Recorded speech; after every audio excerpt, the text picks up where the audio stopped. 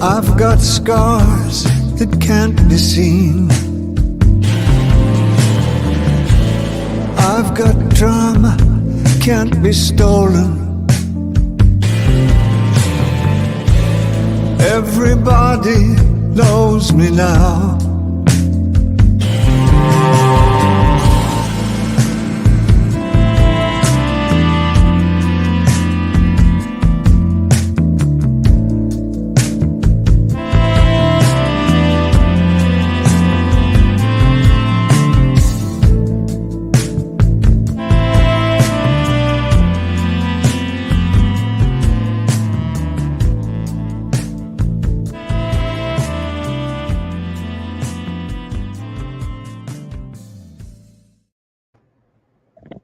Hey guys. Hey everybody. Hey Antimone. I feel like I've not been live in such a long time on my channel. I mean, I think it's only been about a month, but it feels like forever. I feel like I'm Well, starting over again. you were going live regularly before, so that makes sense I to me know. that you would, it does feel like ages Mm, when it's regular and then you take a break. yeah. Have you noticed that as well? I know you've had a long break, right? But like if you even have a few weeks off, it's Mm-hmm. almost like a complete reset when you go Yep. back live on your own channel, especially. Like I don't Mm-hmm. mind going on other channels, that's fine. Yeah. But there's this, for some reason, there's this sort of blanket of more responsibility, right? When it's Yes, absolutely. Yep. it's the party's at your house. Yeah, yeah, right. Right. I have a question. Who was the vocalist on that song? Well, good question. Because it Do you? sounds really familiar. I can't place it. Okay, it's David Bowie. Oh, it was? Oh, now I Yeah. feel like a dummy. Okay. No, but the thing is, it was one of the very last songs that he recorded, when he knew the end was already Yeah, yep, coming. But yep. no one else. He kept it secret I from the world. remember that. Yeah. Yeah. Oh, I couldn't place it. I mean, there is Yeah. a difference, kind of his voice. It sounds like him, but it doesn't. You know what I mean? I know what you mean. Yeah. Yeah, that's why I couldn't Um, place it. there's something more It's intense. melancholy, I think, in his voice there, obviously, and there's this Hmm. kind of wisdom, like that Oh you can yeah. feel coming through his tone. I've just always loved that song because it was obviously so profound, Yeah, it's intense. Yeah. and very intense. Like the video as well, he's really ill, obviously, when he Yeah, records the video. I remember that. Yeah. Yeah. So Cool. I know there's a lot of guys over here from Antimony's side, so welcome over, you guys. Yeah, I'm glad Uh, you guys are here. yeah, Thanks for coming. yeah, you're Rabid welcome here. rocks. Rabid rocks when he's sometimes he rocks. So listen, what's been happening? See this hot mic thing that happened the other day? Do we know the truth Wait, of the that what? yet? The what? The apparent hot mic on MRB's channel. Like, was it real? Was it not real? What's going on there? No, no. Scooter came into Pink's live last night and said it was not. It was not. It was So not. It was a prank. it was a complete prank, was it? Yes. Okay, that's a bit dumb. Yeah. Pink had Dorothy on, and Dorothy said, "Hey, it's neither here nor there. I was doing my own thing during the day, but she did express some frustration with it, and I didn't think it was very well timed. Hmm, I thought that with everything that had happened the night before, hmm. that there's no need to put some more tension into the air. Um, Does you it know, doesn't it just show you how just anything can spark off so much hmm drama? I mean, yeah, how many lives was there all I about know, that? I You know, know? yeah. Everybody It, trying to figure it out. yeah, but like one of the things that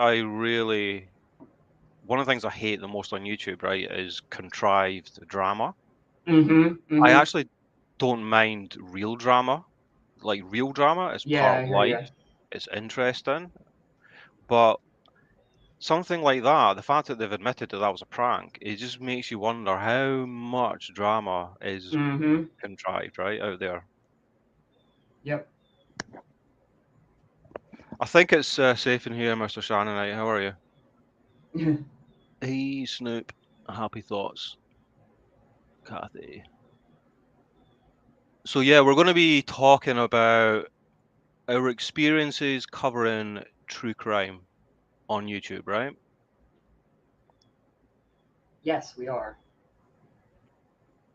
I actually, so I went live for the first time in a while on Friday.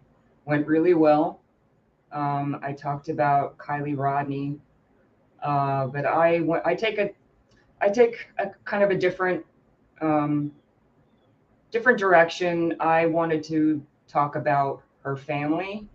The night before I had come across the lodge that her family has owned for a couple decades, and um, that was the direction that I went in. Uh, so we're talking about true crime and covering true crime. I find it really interesting right now, this case in particular, Mm, because I have never seen so many social media sleuths mm, who are frenetically trying to figure all the details out. mm, And in my mind, I feel this is just me, just personally, that they're asking a lot of questions that have to do with kind of acquaintance relationships and who saw who when and how do we know this was the last person who saw her and how close friends were they? They weren't following each other on Instagram, so they can't be really good friends. And how do we? Why wasn't she wearing? She was supposed to be wearing X sweatshirt, but instead she was wearing Y sweatshirt. Yeah, mm, like it's not. There. I feel that what really needs to be looked at, I think, are deeper questions like what was Kylie's last 6 months like? mm. Was she mentally stable? Was she drinking on a regular basis, or is this just something that was, uh, Yeah. something she did at parties? Did her mother think that she sounded drunk when she talked to her on the phone?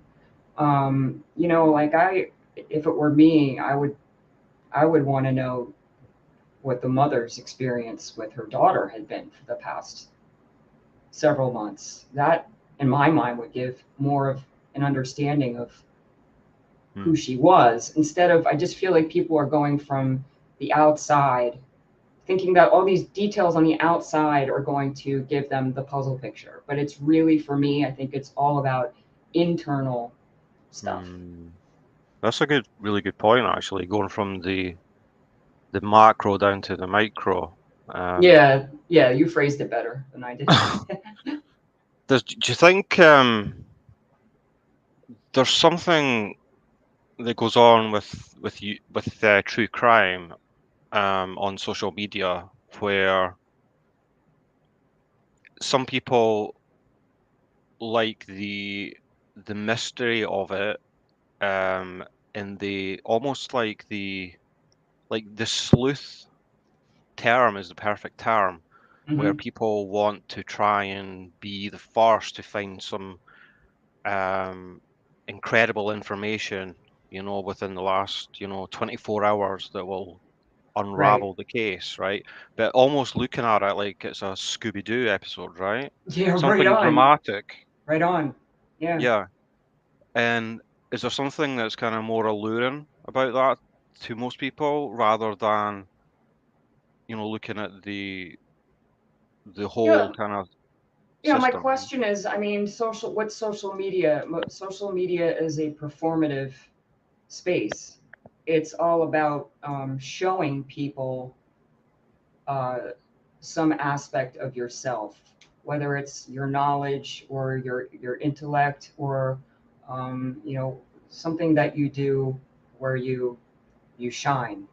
Um, And the problem is that everybody's doing it and everybody's doing it at the same time. So you have way too much competition. My question would be, why would some of these people want to be the first person to come across some really important information? What's that about? What is it about needing to outdo someone else? I was just thinking about this before we came on, because there was one creator that put out some information regarding Yeah, the case you're talking about, right? yeah, exactly. Um, And look what happened. Look what happened, right? I mean, it was kind of chaos, right? And poor BBT had decided for the very first time to cover true crime that day. You know, it was everything was Right, happening. You know, it was so intense. But the fact that in retrospect, the title was probably irresponsible, right? Because it made it I feel it it was a was, state it yes. was a statement, right? Yeah, Now, but I was thinking about it, right? And can you really blame that particular creator? Because there's something about the journalistic urge to be the first to get the story, right? It's kind of right. like the journalistic impulse. Absolutely. Yeah. But of course, you have to balance that, right, with responsibility. And that's a Yep. little bit harder when there's less regulation when you're on YouTube, right? Yes, and you're not a professional either. Yeah, And you don't have the training. You don't have particular skills, and like you said, particular protections that you would if you were working for, um, I'll call it a newspaper, even though it's not always a paper. But if you're working for the news media, you have particular, not only do you have particular protections, but you also have particular privilege. You have more access. You have a mm, protected access to sources, yeah, including, law enforcement, that you don't have that when you're just a YouTube entrepreneur. yeah. So, yeah, I mean, and how do you resolve that, in terms of social Exactly. media? I think it's a really good question. It's actually, this is interesting because this is a topic that I actually wanted to go into. I did address on my channel last year, and I wanted to go into depth a little bit more on it. And there's a lot of articles out there about internet sleuthing, is what they call it. And some professionals consider it a hindrance. They're annoyed by it, and others think that it's actually helpful. I mean, look at the YouTubers that basically helped find Gabby Petito Oh, yeah, because they found the van. yeah. Those were YouTubers. Huh. Yeah. Yeah, that's one case I didn't actually follow, but I remember hearing that. Mm-hmm. That's the other side of it, isn't it? That's when it actually works Right. for Right. the best. Mm-hmm. But I think that that's more the exception. The That's exception that proves the rule, right? Yeah. Yeah. Right. Right. And uh, I think it's just really tricky. I I don't know. I think social media is in itself, it's still, as a lot of people say, the Wild West. So I think that this aspect of it, the true crime aspect of it, is, it's going to take some time for norms and ethics to kind of nail themselves out, I think. Yeah, it feels like we're playing catch up in a way, Yeah. like the technology is a way ahead of us and we're kind of chasing it, trying to catch up, right? Mm-hmm. Mm-hmm. And it's just so gargantuan as well, in terms of policing YouTube and Yes. all that sort of thing, it's, I mean, none of us want to be um, held to the cold decisions of an algorithm or a bot, Right. but because it's almost so infinite, like there's almost no way around it, Right. Eventually, it's just going to be resolved with AI essentially, which is kind of a Right. scary thought. Right. Um, I saw this. Post on Twitter that I want to read. It's is that can I read it? Yeah, of course. It's it's one of those posts that is kind of like really 4 posts. Um, but I'll read it. I found it it's in regard to the Kylie Rodney case, Mhm. and I thought that this person had something worthy of note to think about. Um, all right, let me see. And it basically it's questioning everything that we're talking about. Okay.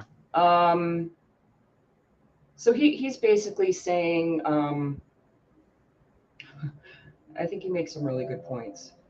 So he's talking about internet sleuths and in regard to this case. And he says, what drives these people to participate? You think the police are following Twitter saying, wow, this conspiracy lover is right. That ex-boyfriend is totally suspicious. Fundamentally, these people can't understand the difference between fictional content on their phones and reality. I thought that was interesting. Um, Mm. to them, this likely tragedy is just another source for the same dopamine they feel from fictional media consumption. They crave the drama and sensationalism. Participating in it by peanut gallery commenting only strengthens the high they get. This phenomenon of how people interact with screen reality is ever present now, from the political realm to tragedies such as Sandy Hook and the Ukraine war. The actual emotional reactions may differ, but they are processing reality the same way they process a good film. Hmm. I'll stop there. So, I mean, it gives you a lot to think about, and I think he has a lot Wow. of really good points. And I don't think anyone escapes that, what he's talking about there. Mm-hmm. Like, I remember when the Ukraine-Russian war started, Mm-hmm. like I worked from home and I was working, and then the breaking news came on. And for some reason, I felt the urge, because it was such like it was so unexpected and such a huge development, Mm-hmm. that I felt the urge to start streaming the breaking news Mm-hmm. of this. Mm-hmm. I gotcha. Yep. And then I'm thinking to myself, why do I feel the need to do that? Why, right? Right. You know? Um, Right. as I say, I don't think any of us escape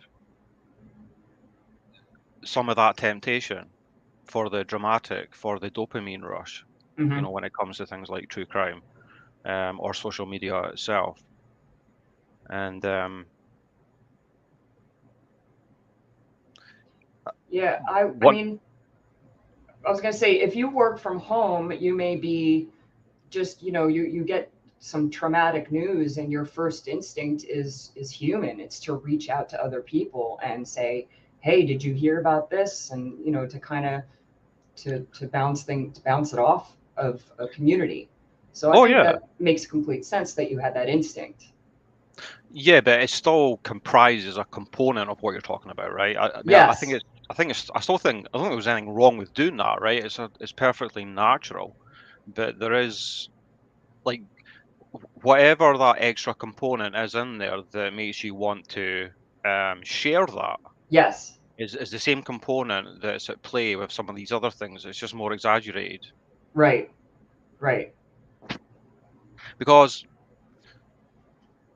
do you know the big buzzword about narcissism, right? Everyone's a narcissist, right? Anyone that's your enemy has to be called a narcissist. Yeah. Right. Right. When in actual fact, right, to me, like, I'm not an expert, right, but I think narcissism is not um necessarily a mental illness, right? It's a Correct. part of the human condition, right? We're Yes. all narcissists, but it's only to some extent, and there's a huge scale in terms of narcissism, right? And anyone that's on YouTube as a creator, or even like all you guys that are commenting and things, right? There's a little bit of narcissism in that, but there's Mm-hmm. nothing wrong with that. It's only when it gets out of control that it becomes a problem and you're not aware of it. And that's when YouTube can start to replace things that you should be getting elsewhere. Yeah. Um, I mean, we are more narcissistic as a society with, the internet it's a self-reflexive medium. Um, it uh, it mirrors us back, and um, it reflects us out. And we're more self-involved. We're always looking at our phones. Our phones pertain specifically to us. Your phone is your little world. Hmm. And we become, I feel, more narcissistic, like I said, as a culture, as a society. And Definitely. that's inevitably going to breed narcissism more greatly in maybe, people who are possibly more vulnerable to it, to developing it on a larger scale. I love that you said those that are going to be vulnerable to it, because it's really scary to imagine what it's like to be a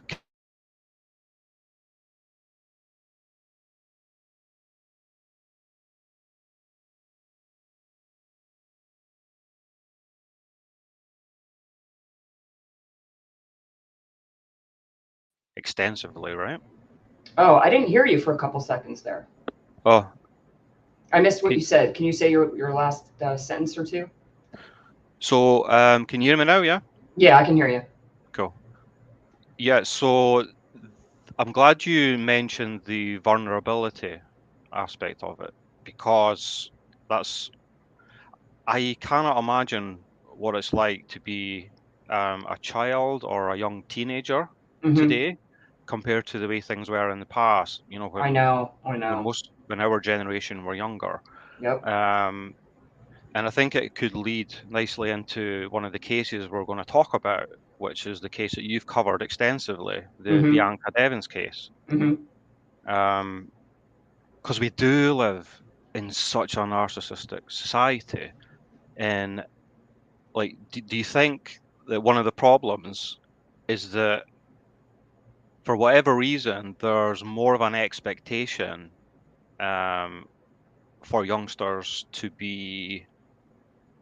have all the attention that they believe is the norm, that Well, they witness all the time on social media, to be a well, I think part of that, a mini celebrity? I think, for one thing, I just want to say I'm not a parent. So I'm just reporting on what I've, read and observed and been told by people who are parents, that I think that it's very different per generation. Um, the more recent generations, they had helicopter parents. But when I was growing up, I went to the bus by myself to wait at the bus stop. Um, I didn't have, my parents weren't monitoring every single little thing that I did.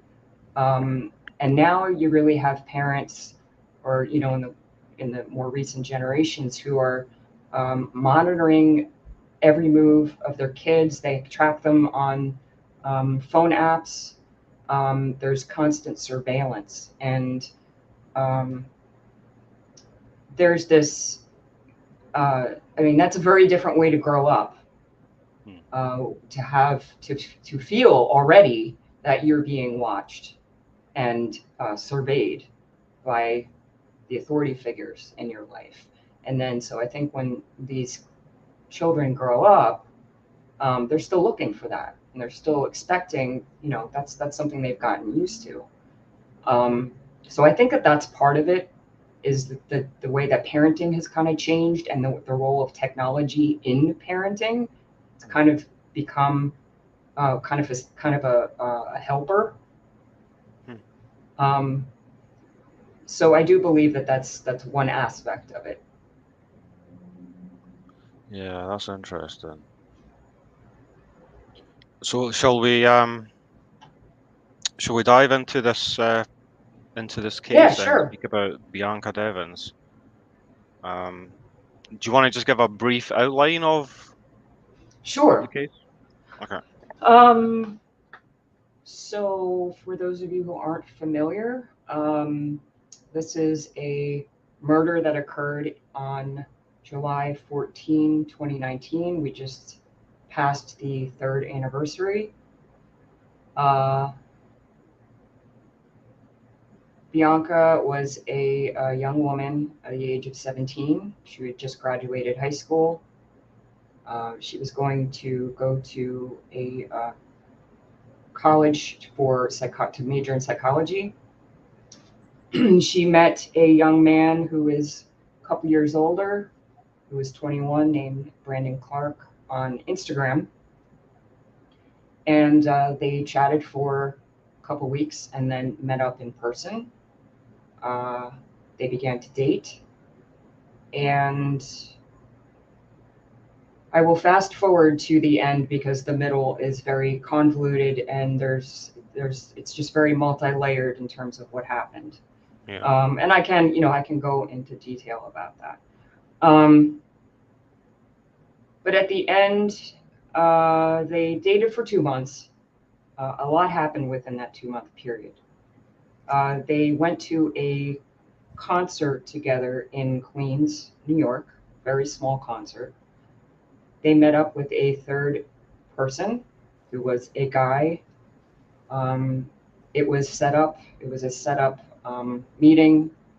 Bianca and this individual had been communicating online for 3 years, and they were finally meeting up in person. This person, his name is Alex, did not know that Bianca was dating Brandon, and Brandon didn't know that she was planning to meet Alex with an agenda. So you have that. Brandon was but at that time he was a very troubled individual, someone who had been through a lot in his childhood, a lot of trauma during childhood. When he met Bianca, he was basically at the end of his rope. He told himself that if things with Bianca didn't work out, he was going to take his own life. That was something he privately decided. When after the concert, they went to go smoke some weed in his car where he was parked. He went into a gas station to get some rolling papers, and when he left, he saw them kissing. So what they didn't know was that he had brought along everything that he was going to use in his suicide plan. He had planned to take his life after he brought Bianca home from the concert. He was going to hang himself on the swing set where they had spent their first meeting. That kiss drove him completely over the edge. To make a very long story short, they drove home without event. They stopped at their makeout place, which was about a 5-minute drive from where Bianca lived in Utica, New York. Sorry, I meant to tell you where that was. And after a extensive argument about the kiss where Brandon confronted Bianca, he ended up taking her life very brutally. And then he ended up posting the murder photo as well as some other related photos online. And the murder photo went viral. Went viral, yeah. And he did try to take his own life. He did slice his own throat. When the cops got there, they were able to get a paramedic there in time, get him into surgery. So he survived, and he is now in prison.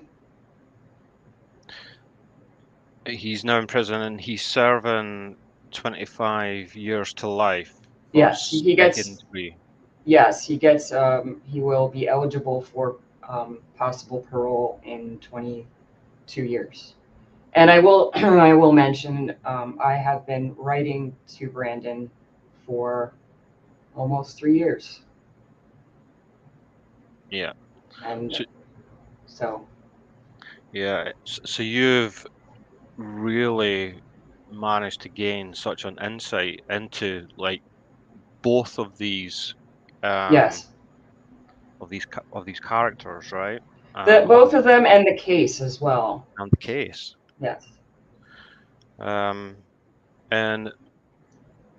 we've also spoken about it as well off of YouTube. And it is such a tragic case, but it's also fascinating Mm-hmm. for so many reasons. Mm-hmm. It is. Because I do see both of them as being victims, you Mm-hmm. know, and I think some Right people on. might not like to hear that, right? But Right. just hearing about the background, I do see Brandon as a victim as well. Mm-hmm. Um, and obviously in the aftermath, there was a problem because people online ended up sending images to the family, right? Yes. Yes. Correct. Why do people do that, you know? Because they can. Yeah. I mean, that's to me, that's really the simple answer to that. Um, Another reason is that it's very interesting that people associate Brandon with the incel community, which is a mistake. It's the other way around. The incel community was Bianca's community, and Brandon had occasion to interact with some of them because of her Discord server, which she had for about a week. The last week of her life, she had a server, and he joined it only like a couple days before the murder. He wasn't in it very long.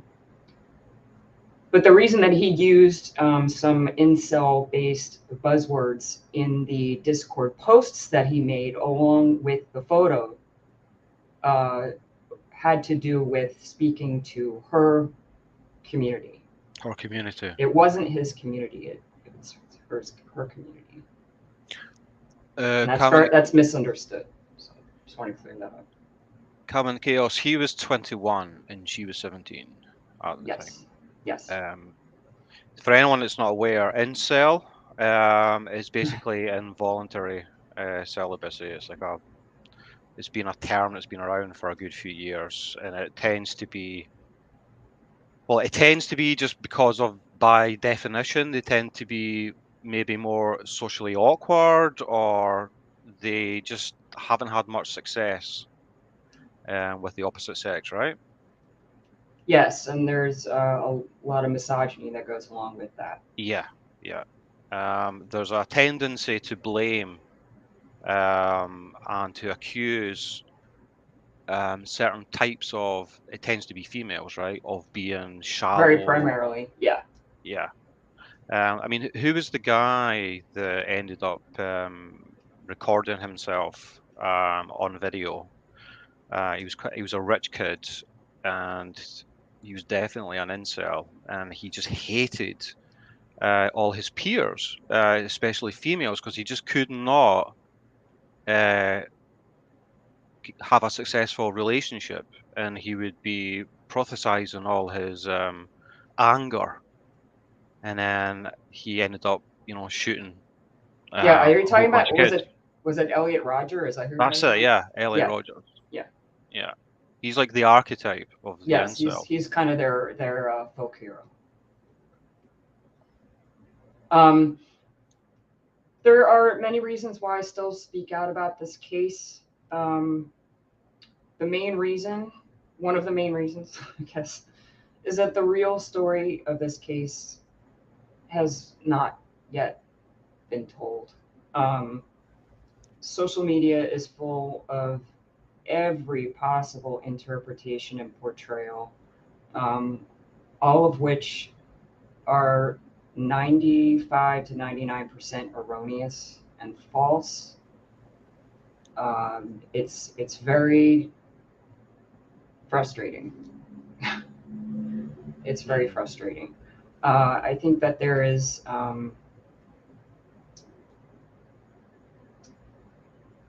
Do you There are think a lot. there's Hmm? sorry?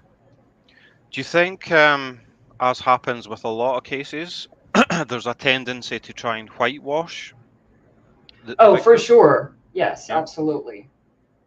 Yes.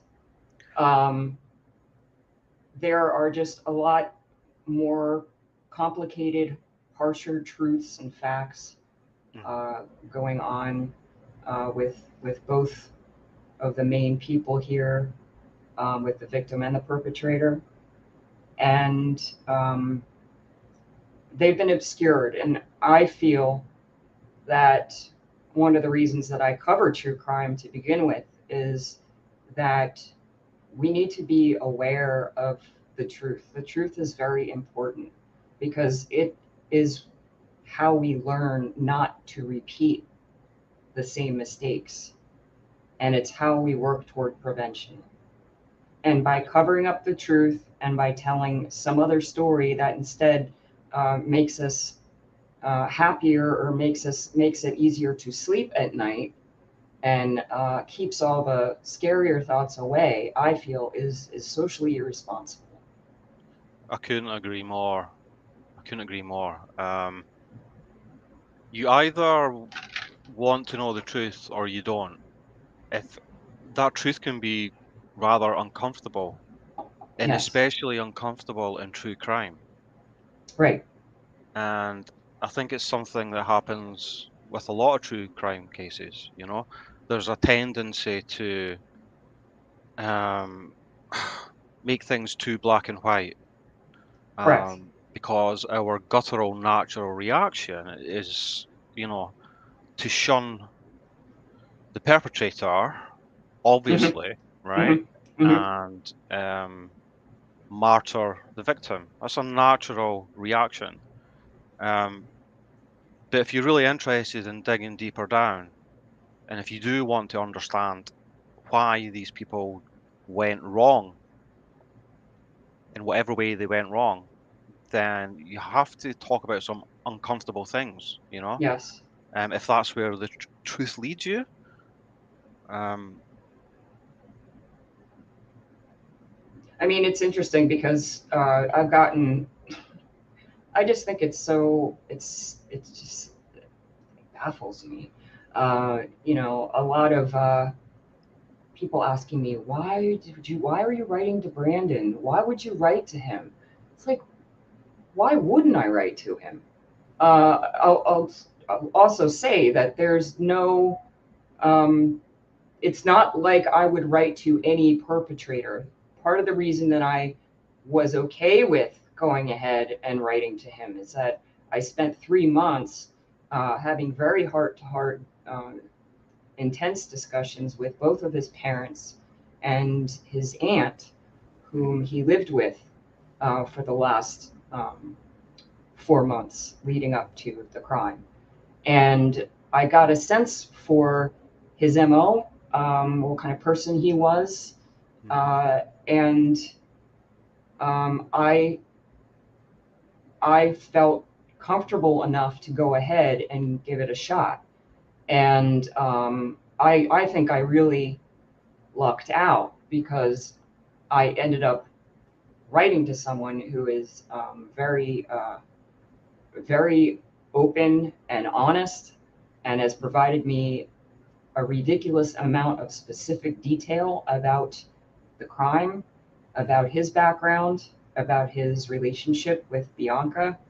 mhm. Um, and I mean, he's written me over 1,000 pages, handwritten Wow. pages. I mean, that is a privileged It position to is, be in. yes. That's very well said. I agree with you. And that's how And I feel about it. and do you know when you're speaking publicly um about this kind of thing, you almost kind of sense that disclaimers have to be constantly Hmm. posterized, right? I Hmm. mean, I'm sure I'm right in saying, right, if you had the opportunity to do the same with Bianca, you would be just as interested, right? To try and find out more and trying to dig and Oh, try and understand, right? I have, yes. Not to But I the mean, extent that I would like, but yes, I have. exactly. I mean, if you were in, if Oh, you mean circumstances were like to different, like write? I yeah, see if what you you could mean. I see communicate, what you you know, mean. Yeah. Yeah. it's just unfortunately we can't do that, right? Right. In true crime, because we can only talk. We can only have a chance to communicate with one side, unfortunately. You Correct. know. Um, However, one of the things that he does is he is a um, he is a fierce list maker.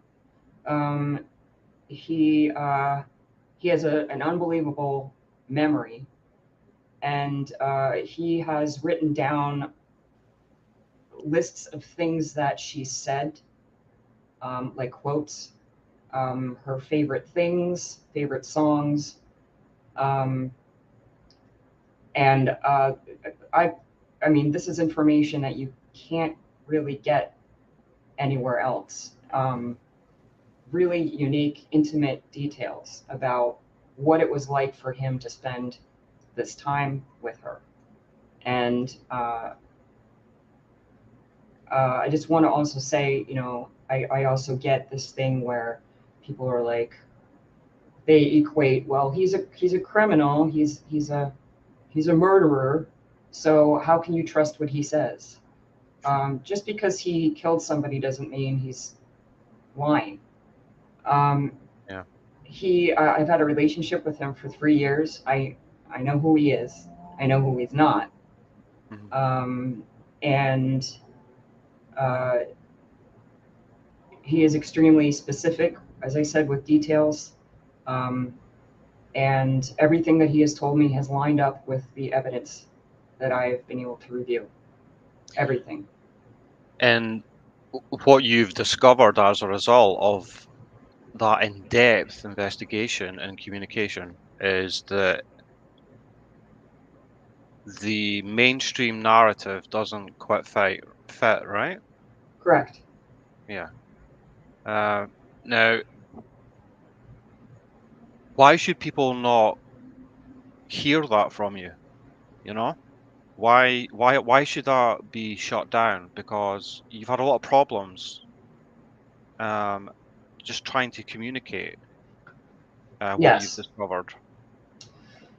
Right. Well, there's this theory that, because I'm listening to Brandon, that I endorse his actions, which again, I don't, again, I feel that it's because of social media that people are jumping to ridiculous, Yeah. um, knee-jerk conclusions like that. If you stop and think about it, like that's like something a child would say. I It's was just very about to say, I was just about right. to say, it's almost immature, right? We should be beyond that point of making obvious disclaimers. Of course, that's the It's case. like it's the saying, correlation does not imply causation. Yeah, yeah, So, you know, and I think that people, like you said, Rabid, have an issue with, it's almost on how can it be ethical? How can A and Z be correct at the same time? How could somebody who so horrifically took this young girl's life, how mhm, could he also be incredibly honest? Like, mhm, people are having trouble now because, I mean, mhm. social media it polarizes us, and it Yeah, polarizes our thinking. We don't have critical thinking skills like we used to. I And agree. Yeah. people just can't put those two things, they can't have them side by side at the same time. It's almost like they have an anxiety attack about it, Mhm. and the reaction is they feel enraged, because in their view there's a moralistic failing somehow. And it's also scary. It's scary to think that, oh my God, this person, this young man, uh, You mean he might actually be a good guy after all, despite what he did? You know what? That's scary to think about. That's really It is. scary to think about. It's And I hear almost, that. yeah, it's almost as though any acknowledgement of the possibility of that scares some people, you know, because it, by definition, almost um, infers that we're all capable of going very badly wrong Exactly.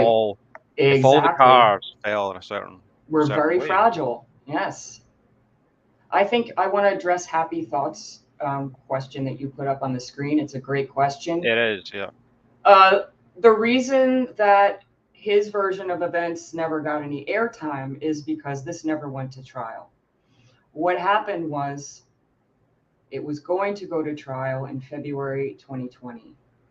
And on the day, February 10th, that everybody had expected to arrive at the courthouse and begin pre-trial proceedings, Brandon announced, shocking everyone, that he was pleading guilty after all. And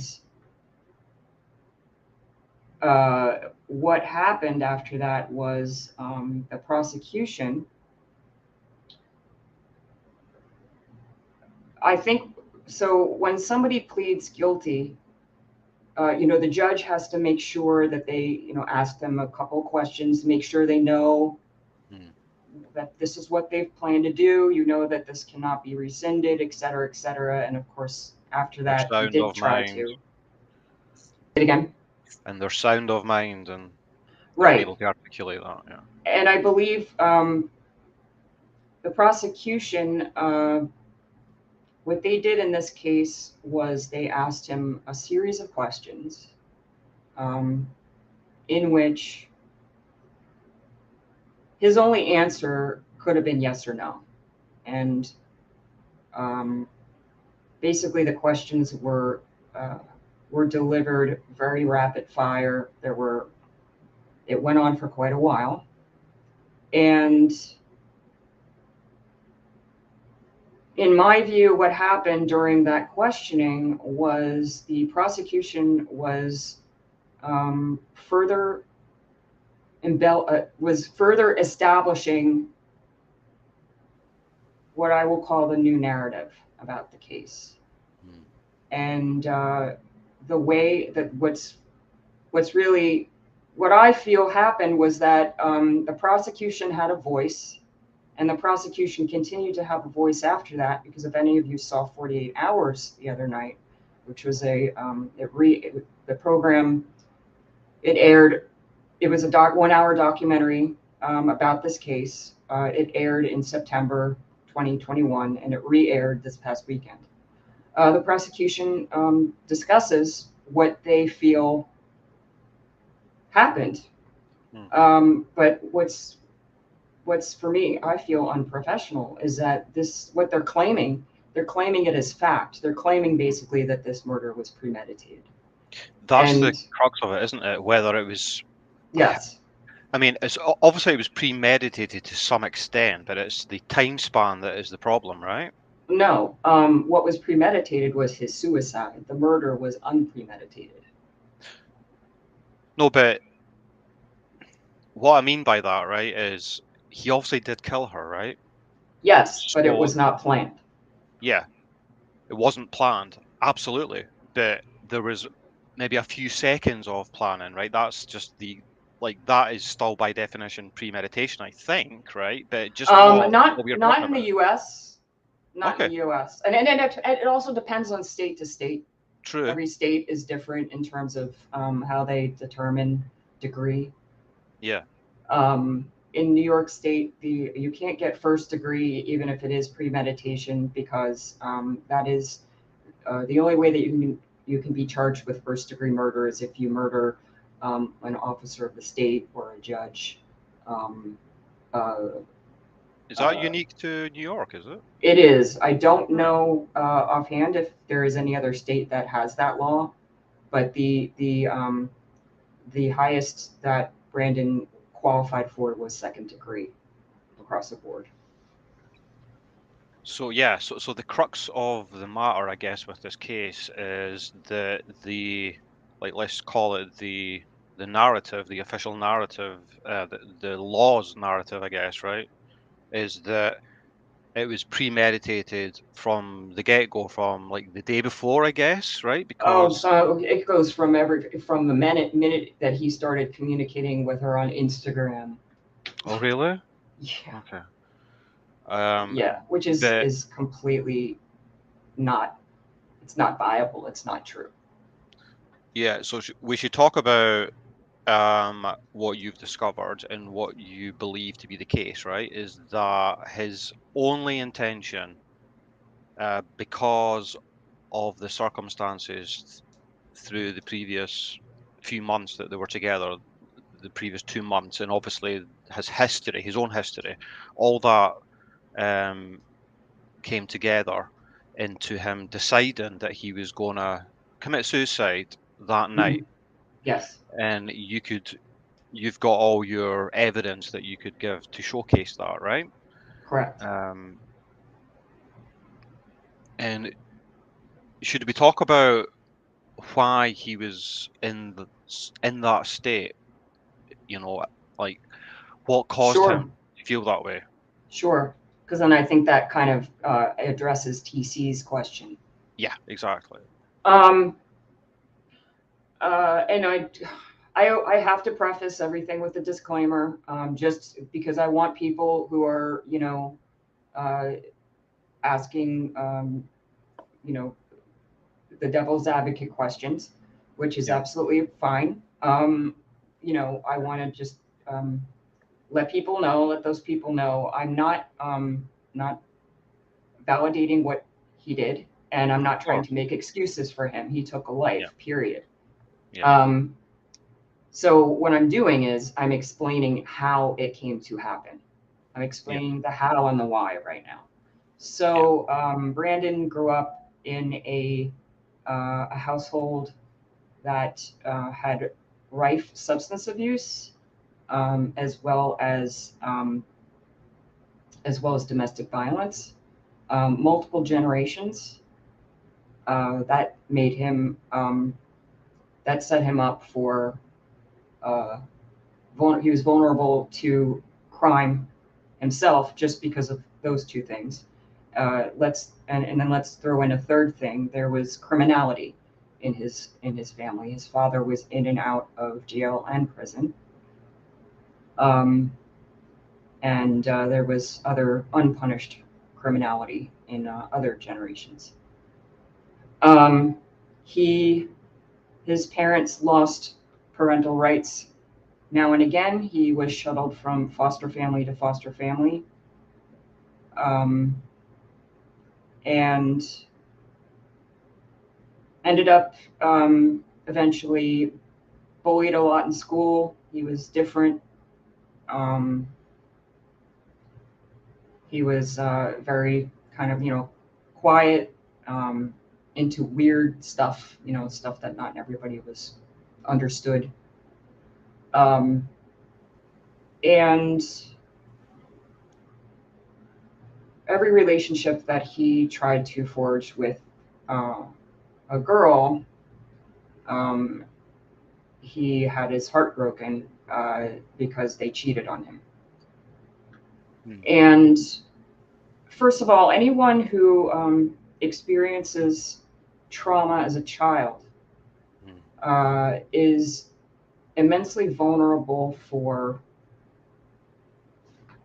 issues later on in life, whether it be mental health, physical health, or entanglements with legal issues. mm, And he had numerous experiences during childhood that really put him very close to the breaking point by the time he, as I said, met Bianca. mm, And he had never gotten any mental health help. mm, And he does fault himself partly for that. He kind of felt that in his family, um, mental health issues were something that you created on your own, Right. that they was something that you needed to try to fix by yourself, especially if you were male. Right. Okay. And he didn't want, he never felt, you know, like it was appropriate for him to seek any kind of help. But he now knows that that was one of his fatal mistakes. He may have felt it was just a weakness, right, at the time. Exactly. Yes, exactly. Right. That he just had to buckle up, pull himself up by his bootstraps, stop being a girl about it, you know, that kind of thing. Yeah. Um, and there are serious mental illnesses that run on both sides of this family. So, you know, that it's just it's like a hand grenade was being tossed in his direction, basically. Mm. So he was able to get his GED. He did try to go to college. He did spend some time in school, but because of financial reasons, I mean, he was independent and on his own by the time he was like 16, because Right. his dad was in and out of, like I said, prison or jail. Mm-hmm. His mom left the area, and uh, he didn't even know how to get in contact with her, which, you know, he was again living with various friends or family, um, and you know, had to work several jobs as a young teenager to like take care of himself financially. So And what was his social life like through his teens? he Was he said that quite inhibited? he had a social network for a while when he was younger, like, you know, pre-adolescence, high school. Yeah. Um, as time went on and things got harder for him, and he was working a lot of jobs, he didn't see his friends all that much, and Mm-hmm. he kind of only had like one or two friends that he was close with. Okay. Which is Um, not that unusual either, is it? It's not, right. you know, it's quite a common occurrence, especially for young guys, you know. Yeah. They Yeah. seem more prone to that. Guys, for some reason, seem to mature a lot later than females. Yeah. Yes, it's statistically shown. Yes. So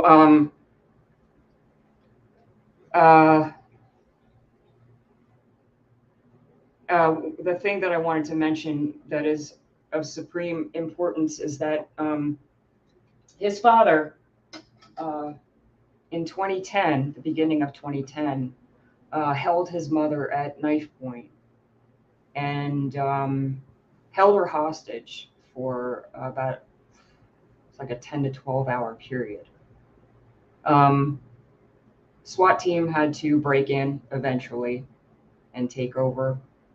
Uh, no one was hurt, meaning, you know, physically, Mhm. permanently. Um, but the reason that the standoff occurred is because a couple months before that, Brandon had witnessed his mother cheating on his father with another guy. And the next day, his father kind of got him to admit it. Mm. And the standoff was a result of his father's kind of going crazy after kind of ruminating over this, Mm. the fact that his wife had cheated on him. And he was only 12 years old then, He was right? only 12, yes. He was not living with them at the time. He was with a foster family. Mm. He still Um, had a relationship with his father, though, right? with his parents, With yes. his parents, yeah. But a removed Yeah, relationship. yeah. Um, and infidelity is a big trigger Mm. for him. He it's directly related to that event. He feels guilty that he feels like the standoff was his fault because he told his father about his mom's cheating, and he feels that if he hadn't told his dad, the standoff wouldn't have happened. The scene of the crime on the 14th of July, very similar setup. Really? His father had a knife to his mother's throat. There was a betrayal and infidelity that was the subject of the argument that had ensued in both situations.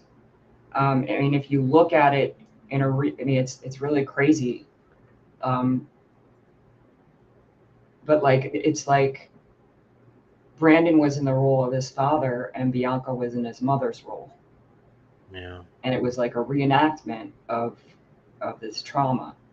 And that was something that I said 2 days after the crime occurred, and I was on my channel talking about it. And Brandon has said yes to all those things, totally in agreement. And I've talked to his father about and his mother about that event in detail. Oh, really? Yeah. And do they also see the significance of it? Yeah, I'd imagine. Yes. Okay. Well, at least I know his dad does. I haven't really gone. I haven't spoken to his mom in a while. And it's been a while since she and I talked about that night / morning. But his dad does get it. Yeah. But it's heavy duty. It's what I've shared so far is more than most people really understand about what was really happening Right. in his head. A lot of people are asking why. And in my mind, in a lot of ways, and this makes it even that much more tragic, is that Bianca didn't really have anything to do with it. I feel that it was more about his childhood and the unresolved trauma had him by the throat, and it was like it was a monster inside of him.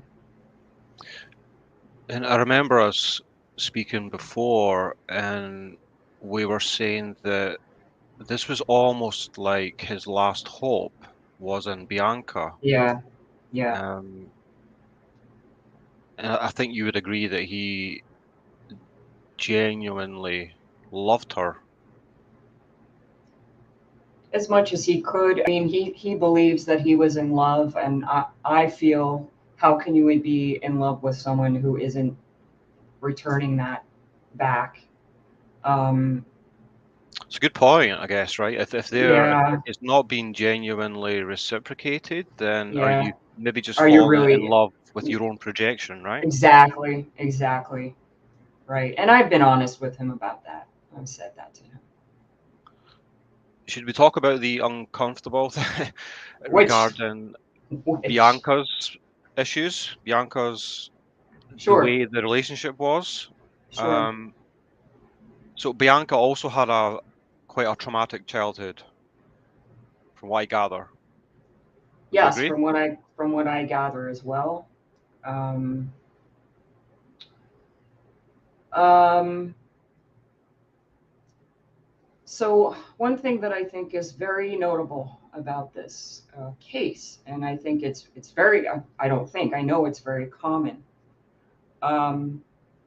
is that you have, I think part of the attraction between Bianca and Brandon involved very unconscious issues, very unconscious things that neither of them were aware of, that they had in common. I know that they knew they had anime in common, that they both loved Vocaloid music.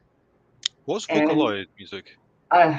it's I can't even explain it. It's a very specific niche, Japanese Okay. niche of music with it has to do with sound and production, I believe. I've listened to a little bit of it, but it's for me, it's kind of an acquired taste that I really haven't spent quality time with it to be able to tell you what it is. But it is Japanese. Yeah. And so they had these very specific tastes in common. But what I don't think they both knew that they had in common was that she too had multiple family generations with criminal history, including her dad. She had, there was domestic abuse in her household. Mm-hmm. And she had been emotionally abused by her father. She And struggled with a lot of mental illness as well, right? she was, yeah, she had a borderline personality disorder. And And depression, anxiety. yes, very severe, very Yeah. severe, yes. And there was also substance abuse issues in her Yeah. multi-generational issues. So that's not a coincidence. Mm. And there are people in law enforcement. There are social workers who do this kind of work, and it's basically it is a brand of forensics. The type of familial background that someone has predisposes them to all sorts of different things. Like I said, whether it's mental health issues or it could be criminal behavior. Yeah.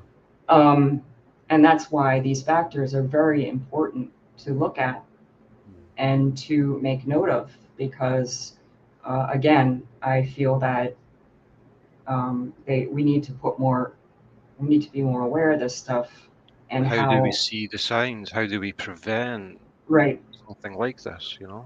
right. Um, Um, and so I want to address TC's question here. oh, yeah. Um, so that's a common question or comment that I see a lot. And to people who to ask it, um, I say, well, for those of us who that is true, we're the lucky ones.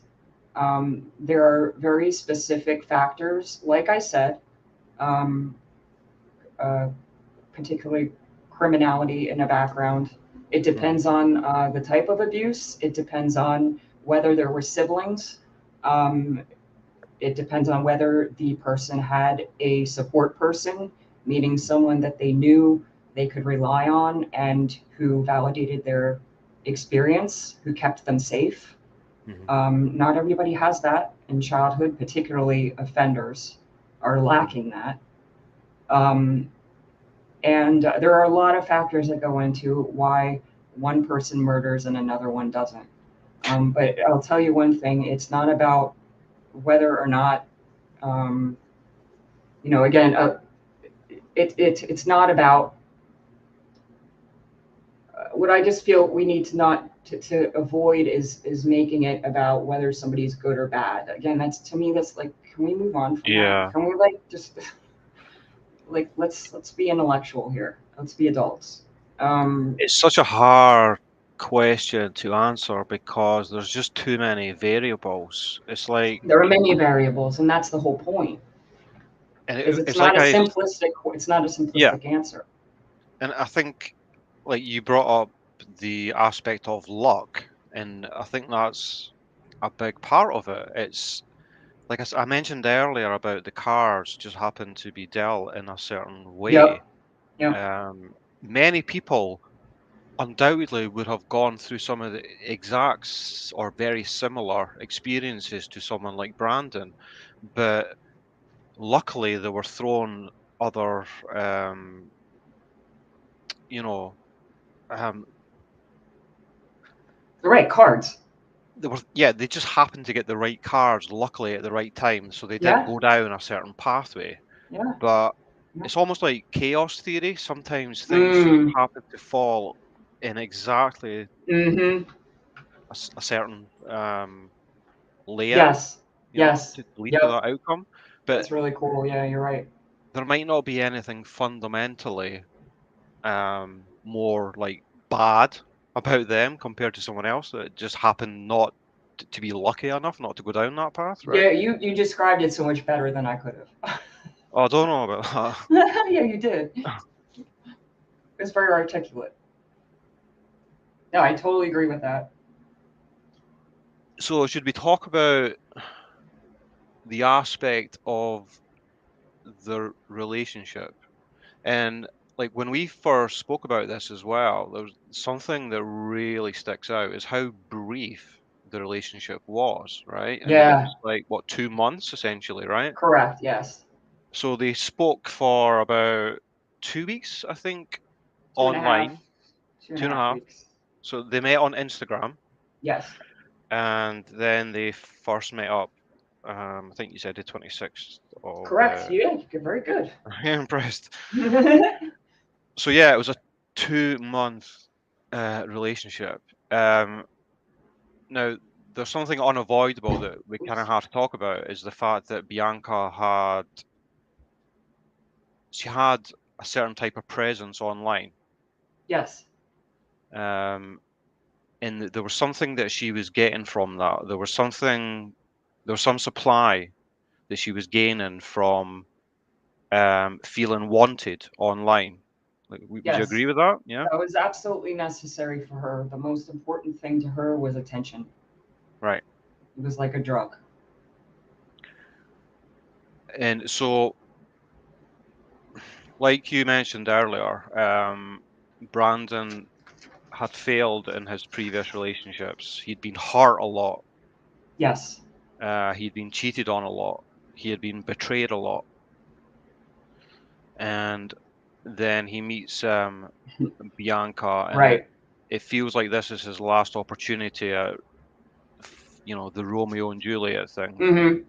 There was something really that seemed quite dramatic about their brief relationship, um, especially in his eyes. Now, do you think that he was being misled by her? Absolutely. And that's something that you would probably agree was not her fault, but was instrumental in leading him down to this dark finality, which you would say was his decision to end his life, right? Yeah. And so it was Yeah. the You. final betrayal, right? It was the final betrayal, this relationship. And then especially on the very last night, Right. which is probably what you would argue changed this from being his decision from suicide to what he ended up doing, right? Which you think was, um,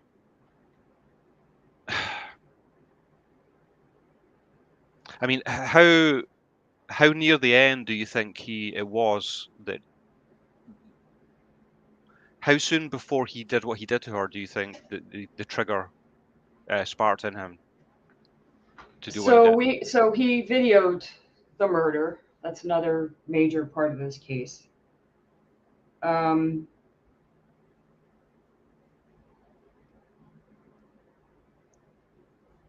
the myth is that he planned to kill her, and when he clicked on his phone to record, when he clicked record, that was his plan. Well, Mhm. that wasn't his plan. It's a lot more complicated than that because Brandon is very complicated. So what he had planned was he was going to kill himself in front of her. That's why he had the knife by his side. The knife, I will just add, was something that he had kept in his car. Um, it was something that had been in his car since he started working for Lyft because he had a passenger who was threatening at one point, and he decided to keep a knife in the car. It was a camping knife, and it was just basically something to take out to scare people just in case he needed it. Right. But it was always in the car. It was in the driver's side pocket. And he took out the knife after he clicked record because he was going to slice his own throat in front of her. And if he chickened out, he knew that he basically was about, his plan was to confront her about the kiss. And that is another rabbit hole, where that idea came from, to record and to confront. But what he was going to use the recording for was if he chickened out about slicing his throat in front of her, he was going to drive her home and play the video back and watch it over and over again until he got we got riled up enough again and filled with enough self-hatred that he could go through with it. So that's what the video was for.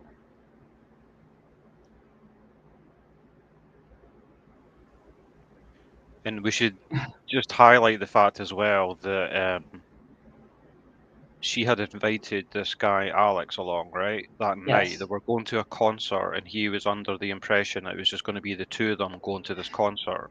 Up until he was driving to pick her up.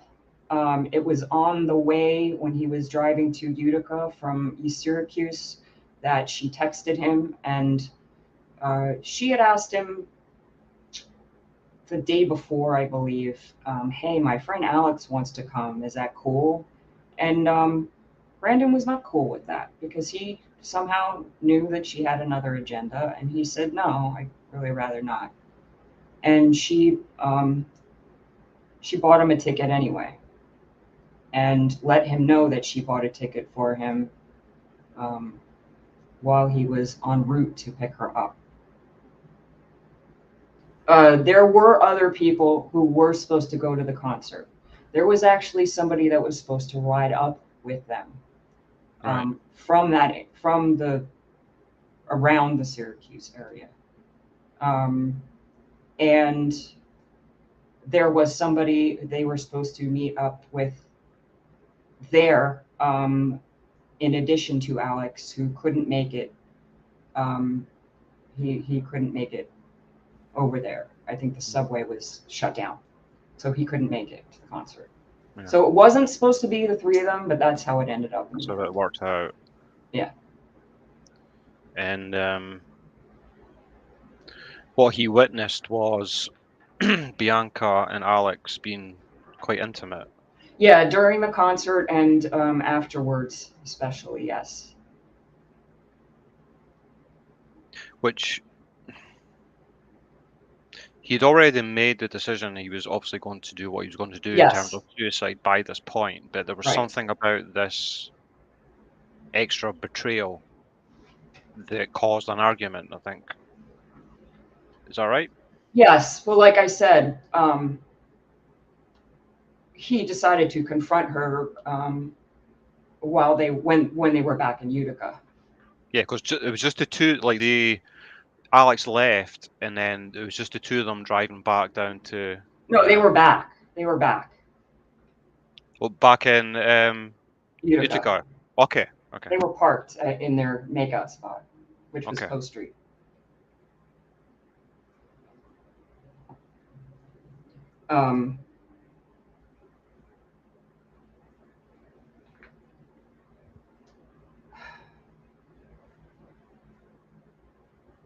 I'm sorry. I'm just thinking about there's so many rabbit holes to dive down here, as you well know, from our discussions about all this. It's such there's so many there's so many things the public has no idea about. Yeah.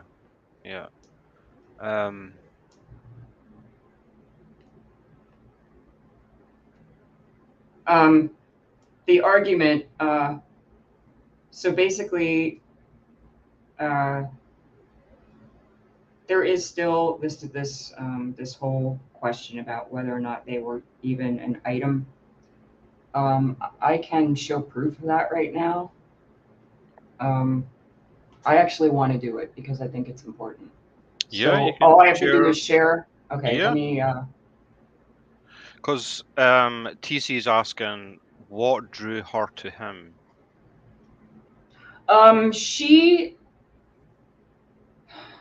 She had been in and out of inpatient facilities for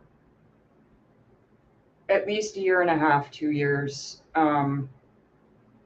She had very she had a lot of acquaintances online. She had friends in real life, but I think there were very few and far between, like the people that she really felt she had a lot in common with. Did you Like not I, say? Did you not say as well that she tended to keep all her friends kind of separated from each other, yeah, like she different was a groups? master compartmentalizer in terms of Yeah. relationships. It was like she was a different person with every single person. It's really quite, it's amazing to me. It's really amazing. One, she could, like, I mean, it was like, if if you asked 4 people in her life what she did that day, they would all tell you a different story. Wow. That's kind of what I mean. Mm. Acting the Um, different parts, right? Say it again.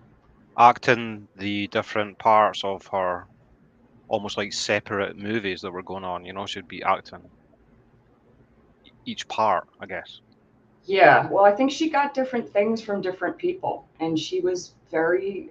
Um, I had a very close friend of Bianca's. I had a conversation, a very long conversation, and this person said to me that the reason that they think Bianca held on to Brandon, and it seems like she did this with a lot of guys, is because he was giving her what she wanted. Um, Mm. he was giving her, lavish attention. He was also spending exorbitant amounts of money on her, and it was, you know, I know I get a lot of hate for this, but look, the truth is the truth. It's also it was a way for her to get drugs. Yeah, we should address because one of the mainstream narratives is that he was the one that was influencing her in terms of drugs and alcohol. Well, if you were to look at his social media and you were to look at his Google searches, you'd know that he was a novice when it came to drug use. He Yeah. had to look up how to roll like weed. He had to look up. I have texts between him and Bianca where she's asking for him to go get drugs, and she has to tell him how to do it, like how to say what to say to the dealer. Yeah. He had no idea. He had He no idea. didn't have his street smarts in terms of that, right? No, I mean he didn't have any experience with drugs. I mean, I would have Yeah. to too. I was never. I wouldn't know even like the most minor thing. It is a culture unto itself in a way, and it is something you kind of have to learn, especially because it's illegal. So, but he was not in the know whatsoever. Um, Shall I say something that sure. may not be easy to hear or say? Was It sounds like she was leading him on, right? Um, Um, yes, I would say so for the most part. Yeah. yeah. Um, but there was also there was some depth as well. There was some connection between the two of them, I wasn't do there? think there was Because something authentic. Yeah, I do. And that and makes it that much sadder. yeah, and not just from his side, but from her side, right? They Yeah. shared this something quite tragic and sort of kind of morbid. Um, you know, the kind of the drama of life, essentially, you know, of not fitting into society, in terms of the kind of art that they liked. There was comics that she got him to read, the manga comics, right? Right. Where, Pun, yes. yeah, and the characters, or the main character that was in this comic had a lot of the same issues that both of them did, right? Yes. Just really quick, I wanted to address Sarah's comment since you put it up here. Yeah. I want to make sure that Sarah understands. I would never speak of any mental illness in a pejorative, judgmental way. I have plenty of mental illnesses of my own, and that isn't that's not my approach in the slightest. So I hope that you didn't get that vibe from Oh me. no, no, Sarah Okay. wouldn't get that vibe from me I at all. absolutely agree. It is absolutely connected to trauma. Absolutely.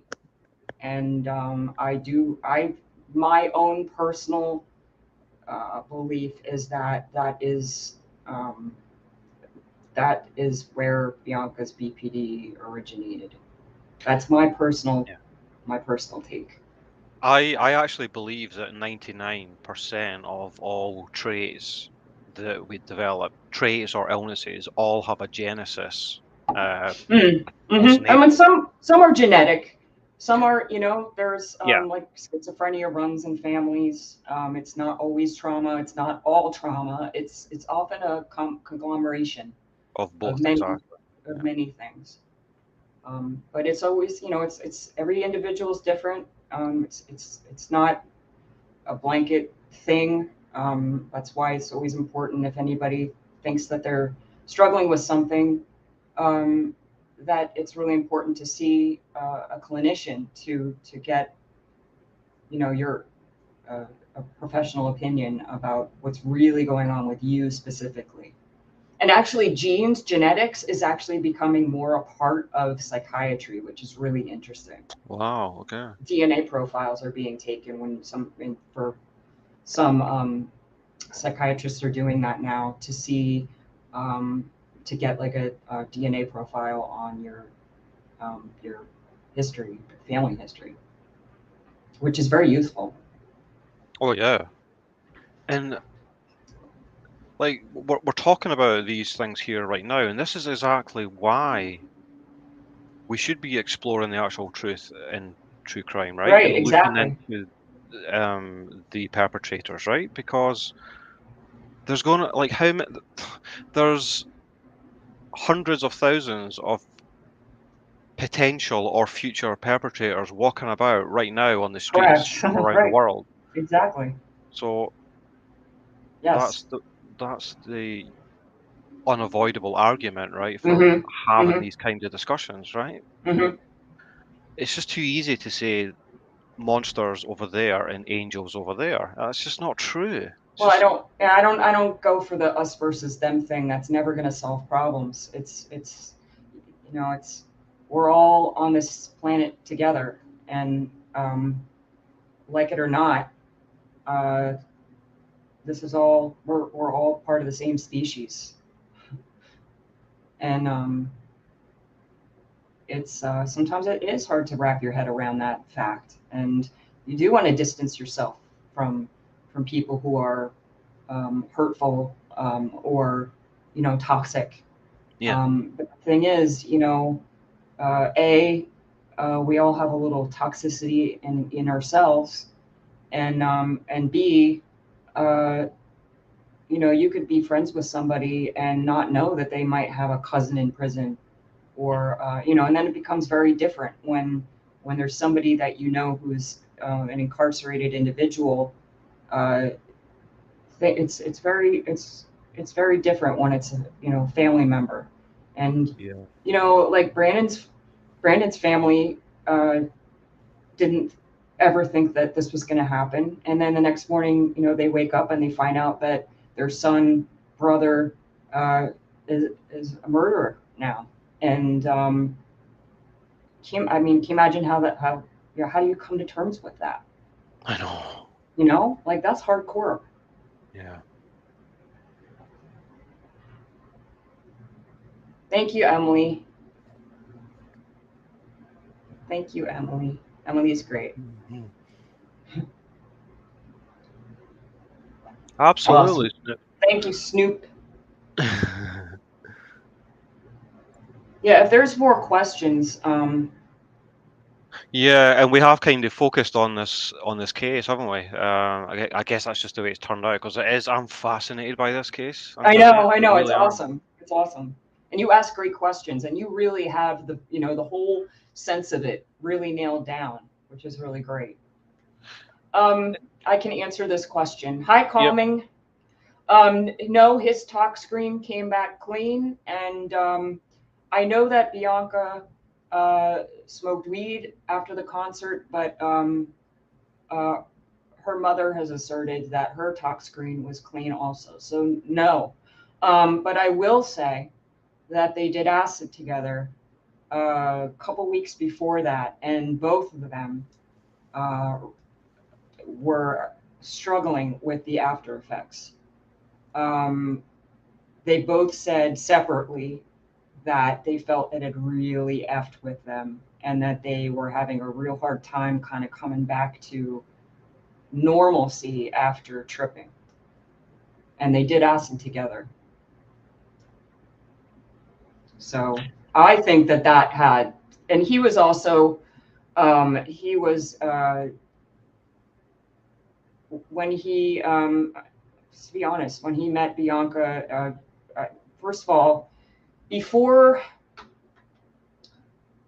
a couple months before this, he really didn't use any drugs, and he barely drank.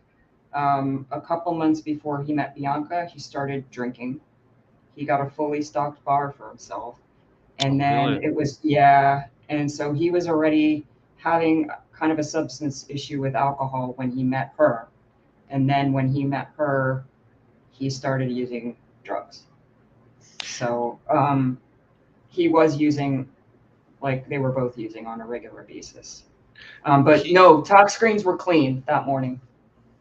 he also started working out quite heavily, didn't he, when he met her? Yes, to excess, and he wasn't eating properly either because he wanted to prove himself to her. He wanted to look as buff as possible, Yeah.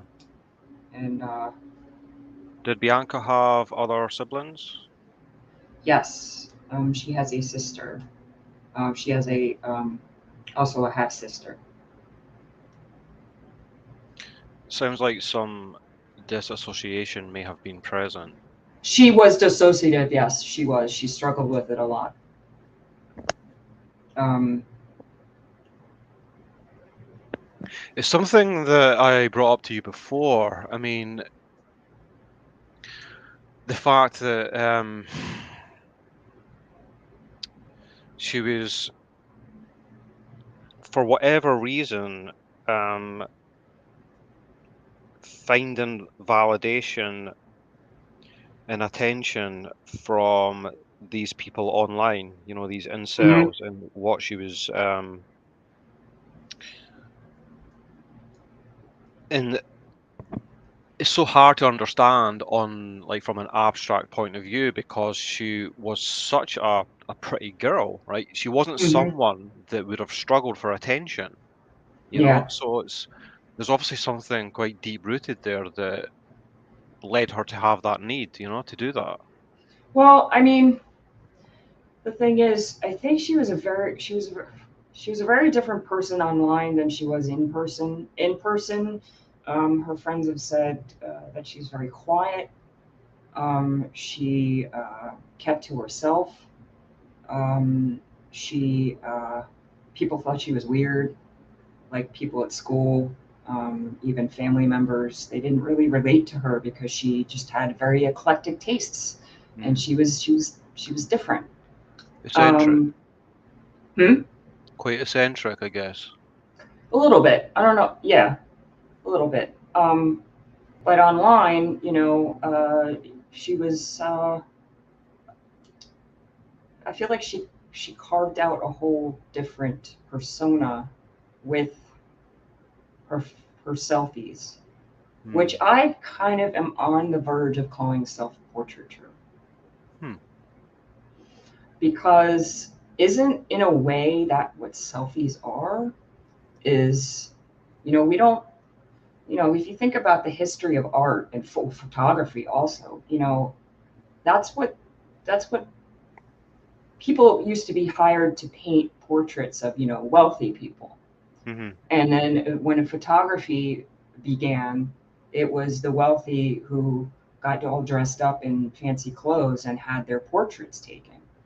And then when photography started becoming more affordable, everybody could have a picture taken of themselves. And now it's like, we don't have that sacredness of the portrait anymore. And I think that there's something essential about what that was for us that maybe, back in history, that we're kind of maybe trying to relocate in some way. It's kind of like this lost art, or this lost representation.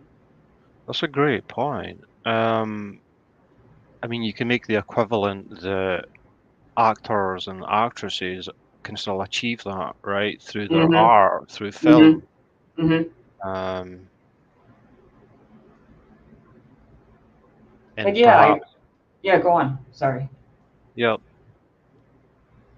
you can perhaps see that Bianca was just trying out different masks, I guess, or a different portrayal of herself, trying Right. out this other portrayal just to get a taste of it, to see what it was like. Right. Um, hmm. But I plan to spend some quality time with her selfies and analyze them, and taking again, the history of art and photography into mind.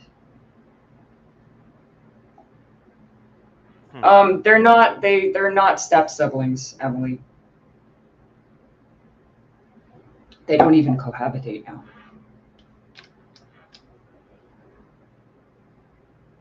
Some teens use an older person to score drugs and alcohol. Yes. Very true. And that is what happened in this case for sure. I always do this. I think I'm way behind in chat. Thank you, Sarah. Oh, hey, Jenny. Oh, I see what you mean. You're talking about, okay, gotcha, with your comment before. Okay, good. Yeah, I always fall behind. I'm terrible. I don't want to miss any good questions.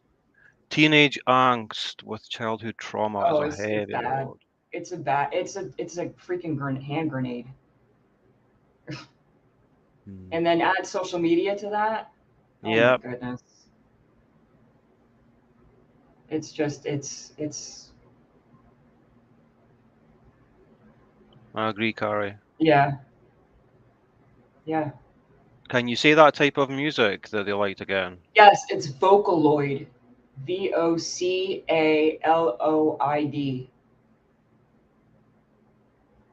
I even have like all the names of like their favorite songs. I'm Not that I could pronounce any of them because they're all Japanese. definitely interested to hear what it sounds like. Most Oh, totally. everyone, yeah, Yeah, so true. totally. And I think it takes a certain humbleness and maturity to be able to see that. Yeah, You really have to be, I think you have to be really okay with yourself to be able to really to acknowledge that. I Yes, agree. thank you, calming. Yeah, you got it. That's it. Yeah, I'm drinking caffeine here. I'm drinking soda. I drink so much coffee. Really? Oh yeah. Yeah, I gotta cook back. I really gotta cook back. So do I. Um, yeah, yeah, Sarah, that's great. That's so That's true. great. That really Yeah. is. Yeah. It's not. It doesn't mean someone's a bad person, because they have BPD. There's a genesis for it that might be completely out with their choosing. Things happen to people. Yeah, it's so important not to be judgmental.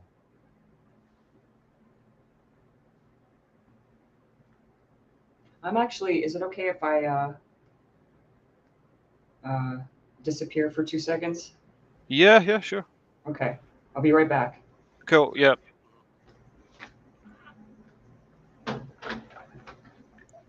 Well, what I'll do, guys, is I'll put the panel link, in the chat if anyone would like to come up, if anyone's got any questions. I know it's been quite heavy stuff, but the invitation's there.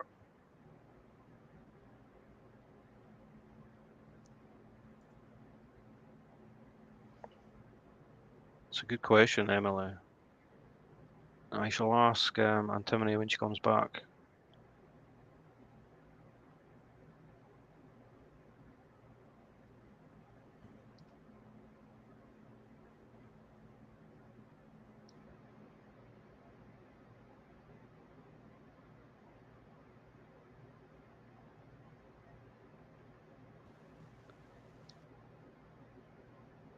The Manson case is an example of how we continue to discuss murder cases in attempts to understand rather than cease because they're closed. Yep, it's like the Chris Watts case. We're never ever going to get the truth in that case, but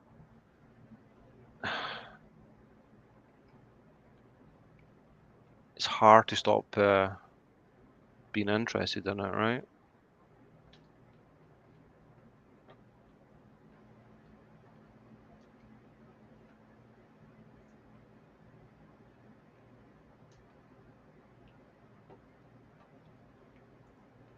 Yeah, exactly.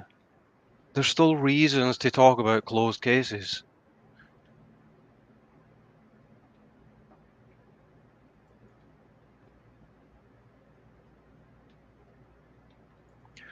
My impression, Anna, is that they did see each other quite regularly. But we'll see what Antimony says on that.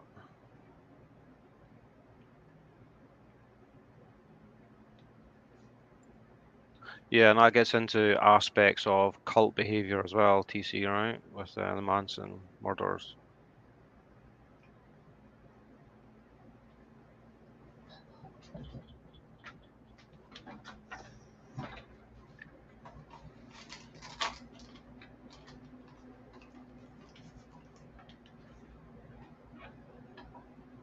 All right, I'm back. Hey, so I had a couple of questions here Sure. for you. Okay, so this one here from Emily. It seems like Brandon was prone to addiction. Oh Would yeah. you agree Yeah, with that? Yeah. absolutely. Yep. Did he have an addictive personality? Yeah. I think genetic. I mean, he Right. had addiction in both sides of his family, parents and grandparents, and who knows beyond that possibly too. And that set him up. He had the gene, as they say. Hmm. And Anna says, did they see each other quite regularly during the 2 month period that they knew each other? That's a great question. They saw each other pretty much every weekend. I believe I have it written down. They saw each other between 11 and 12 times total. And when they spent time together, they usually went to a party. Sometimes Liv, Bianca's sister, went with them and her friends. And usually it was a Friday and a Saturday they would spend together. Um, he also attended Bianca's graduation party. Bianca stayed at Brandon's aunt's house with him for 2 days. So they spent a lot of time together. Was there not some inference that someone alleged that Bianca did not see him as her boyfriend? Yes. So remember I said I had proof of something? Yeah. I didn't share it yet. So Okay. I'm going to share it. Yes, that is one of the myths. I'm going to show you something right now that I think is pretty interesting.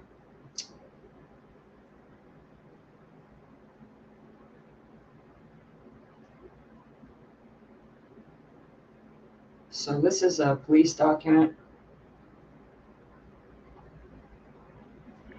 And if you look in the upper right-hand corner, you will see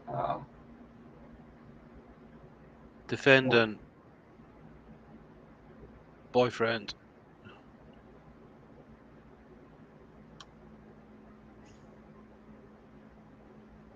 in addition to this, Bianca's mother said in her supporting deposition, she referred to Brandon as Bianca's boyfriend.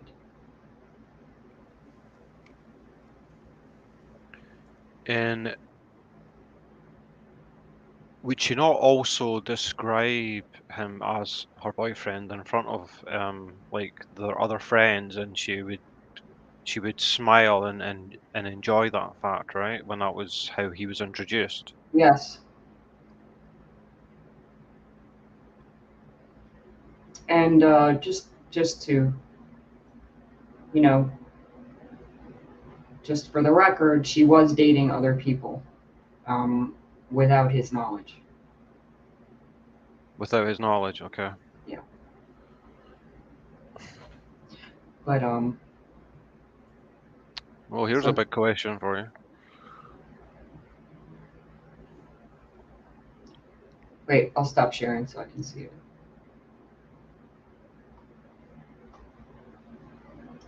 Can I ask you what caused you to reach out to Brandon while he's in prison?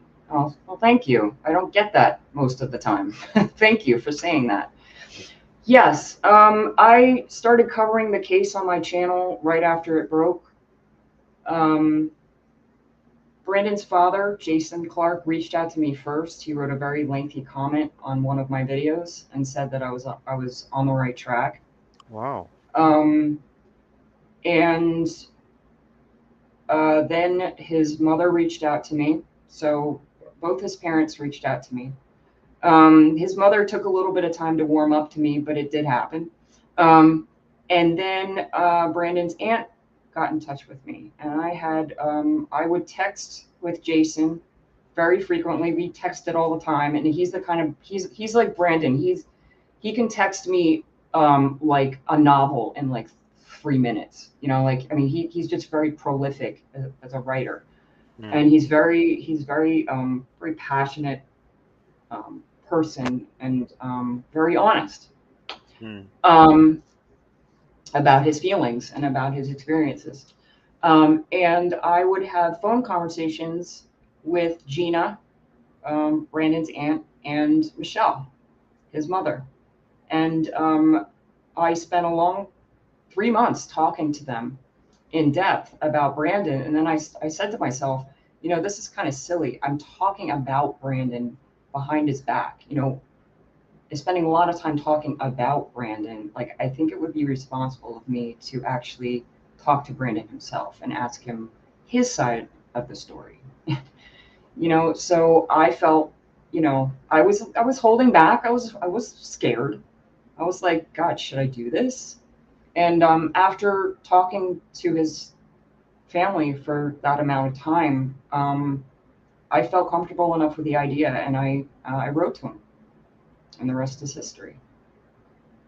So As I say, that's a really privileged position to be it in. is, and I feel I I lucked really out. mean that. I do mean that, you know. Oh, I know. I feel I lucked out that you can't just like, you know, write to an offender and expect to click, or for them to actually tell you stuff. But I don't know, things were just aligned the right way. Can't explain it. What do you think has, this is going to be a question you're going to hate because it's so hard to answer, but what do you think's been your main, like, what have you learned from, Mm, um, a lot. yeah, from getting to understand what you have understood about someone that has unfortunately crossed that line, you know? Well, I had always been kind of, this is just, I'm not saying this is right for everyone, but this is just how I am. I have always felt um, that incarcerated individuals are people. I don't feel that our criminal justice system, I think it's in the Stone Ages. Um, and it's more in the Stone Ages than I realized, which is very frightening. It's very scary. Um, I learned that our justice system has really nothing to do with justice. Um, it's a chess game. When you have two attorneys in a courtroom together, Mm. it's about playing chess and it's about winning. It is not about justice. Um, I learned that we're maybe a little bit more fragile than I originally thought. And I learned that I deserve to take really good care of myself. And Oh, wow. So, yeah, wow. that I needed to be good to myself. Yeah. There's something about true crime Mm-hmm. When you do where, it right, yeah, when you're in it for the right reasons, and that that's kind of goes back to our first conversation. I just feel that all the people, especially the everybody on Facebook trying to figure out the Kylie Rodney thing. Like I get it, but it's like I just it's something else, isn't it? That's a different type of, I don't know what it is, but it's separate to, it's not. It's more cerebral and it's more about performance. It's performative. And like it's why it's difficult for me when people really people have really ripped me to shreds on yeah, social media, and they think all these things about me, and I've learned to just be like, okay, whatever. I don't really even care anymore. But it's difficult for me because I've worked really hard and I've done things that are very difficult to do, and yeah, I think I have. There's more people out there that um, don't get me and they don't get what I'm about, mm, then understand where I'm coming from. And it mm. really kind of sucks. I think it says more about them, to be honest, you Yeah. know? It's Yeah. something they're trying to pin something on you that they fear about themselves. They're Yeah. just not, most people are just not prepared to acknowledge certain things that are just true, I think, you know? I mean, I always remember, like, I often refer to this, you know, Jordan Peterson? Oh, yeah. Yeah. Yeah. I'm a fan. Yeah. Mm-hmm. He often refers to this kind of discovery he went through when he's always been interested in tyranny itself and Yeah. the human condition and what Yep. makes us turn to tyranny. What is it that makes us enjoy dishing out pain or to see others suffer, right? There's Hmm. something innate Hmm. within the human condition that if all the buttons are pressed in the right order, if the cards are shuffled a certain way, then he would say that every human being has the potential to take Yes. joy in misery of others. Yeah. And he said he came to the realization that if he was in Nazi Germany and if he just happened to be living a certain life, then he would have been capable of becoming a Nazi guard in a prisoner camp that would have been Hmm. capable of taking enjoyment out of seeing prisoners in misery, Mm-hmm. right? And he said that it was quite a shocking Mm-hmm. Yeah, sure. realization to come to, right, Sure. about yourself, I guess.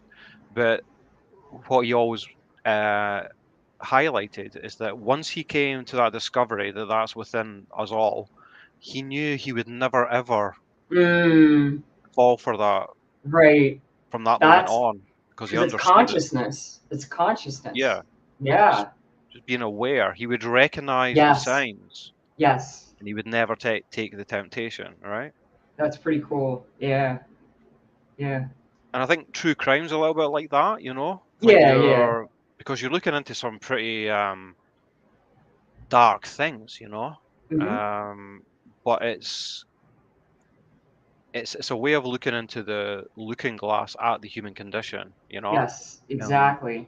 just Yes. understanding not only ourselves but everyone else out Right. there.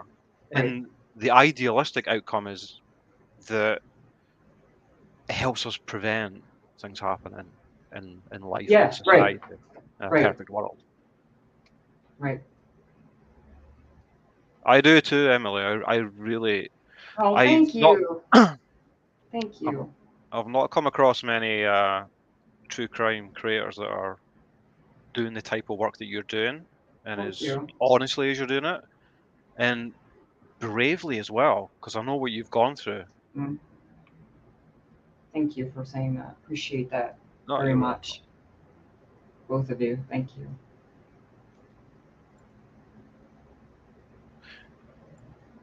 They are hybrid. Absolutely. Yeah. Absolutely, Snoop. Yes. Well, they are. Um, it's What was interesting. there's a good question, Antimone. Um, he, again, disclaimer. You know, um, he's going to live with this for the rest of his life. This is his. Because he This is definitely his. intended to die, didn't he? He He attempted to. did. Yes, he said he was very angry when he woke up in the hospital. He was very angry that he survived. Um, he is immensely remorseful. Um, I couldn't tell you exactly how it. I mean, he's written me pages upon pages upon pages of how many possible different ways he's trying to understand how he was capable of what he did, that he did it, who was that person that he was that day, how could he have taken a life, how could he have destroyed somebody that he felt he loved. I mean, he's asked every possible existential question about it in his letters to me, and tried to answer it, his questions. He's when he was first in when he was in the first couple months that he was in jail, he was in solitary because of safety issues. So he was spending about 20, 21 to 22 hours a day alone. And so that's one reason he wrote me so much. Yeah. Um, he's beyond grateful that he isn't in that situation anymore. And he feels that he's like, I don't know if I'll ever write as much as I did then. Um, and I'm not happy that he was in solitary for that long. But I do think that even though he said his writing, he felt got really obsessive because it was like the only thing he was like living for at the time. Yeah. What he wrote is beyond. I can't even come up with a word for it. It is so incredibly valuable Wow. and raw, and I think that it needs to be read on a large scale someday. I think a Absolutely. lot of people would want to read it. I think so too. I told him that too. And he was all about writing a memoir, at one point, and I told him, you already wrote it. Hmm. You already wrote it. It's your letters are your memoir. I agree, Snoop. I agree. I agree. And it's like, his aunt would always say to me, I can't believe that, this is a kid whose diapers I changed for years. Or not years, but you know what I mean? That's a whole other That's thing to crazy. think about is the parents, like what Mm-hmm. they Mm-hmm. obviously the parents on both sides, right? Yes. Yes. So many good people work in justice. Bless them, as they really do make a significant impact. However, making real and meaningful change is beyond Mm-hmm. difficult. Mm-hmm. Government funding or policy change.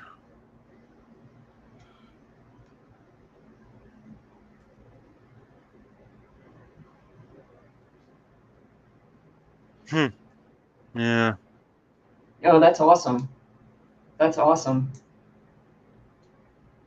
That's very cool. That's you got it.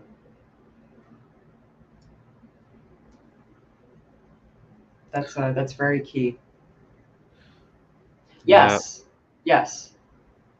Exactly. I mean, one of Brandon's closest allies is his grandmother.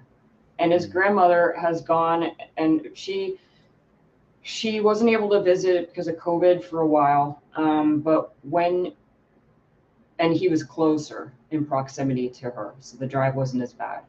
But she talks to him several times a week. She sends him care packages. Um, she writes to him, and she and I are very close. And actually, I told her about this live stream. Oh, cool. I don't know if she's watching, or if she doesn't now, she might later. But she's a fantastic person, and this is her grandson. Hmm. That didn't stop just because I of what know. happened, and it didn't mean she loved him any less, or that he wasn't her grandson anymore. You Yeah. know, and I don't think people really think about that. Yeah, it doesn't switch off, does it?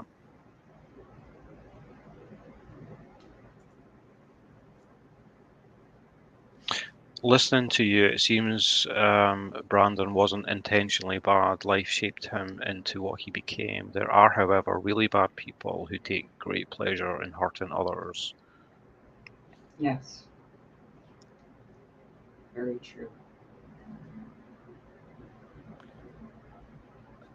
Happy Thoughts asks, have you spent time with Brandon on the phone or visited him in person? I haven't been able to visit him in person. I almost made it up there a couple times when he was in um, Oneida County Correctional, which is in Utica, or no, it's not in Utica. It's right outside Utica. Um, my car died, so I haven't been. I don't have a car to drive up there, and I haven't really had the funds to. Especially, I can't make it to Buffalo. So it's been getting there in person has been harder and harder because he's further away. But I talked to him the other day. He called me yesterday. I missed his call. Um, uh, we still exchange letters, but there's they have email now for inmates, and so we message each other several times a week. Okay. So yeah.